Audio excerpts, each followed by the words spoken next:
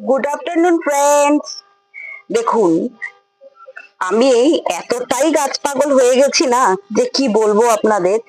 দুপুরবেলা সবাই যখন ঘুমোচ্ছে, আজকে অনেক কষ্টে বরকে পাকড়াও করে চলে গেছিলাম নার্সারি। আর গিয়ে কি উপকার হয়েছে জানেন? এই যে দেখুন, এই বোতাম ফুল গাছটা অবশেষে আমি কালেক্ট করতে পেরেছি। হ্যাঁ, শুধু এটা নয়, আরো অনেক গাছই এনেছি, তবে সেগুলো এখন আপনাদের বলবো না। সবই আপনাদের ওয়ান বাই ওয়ান করে সারপ্রাইজ দেব।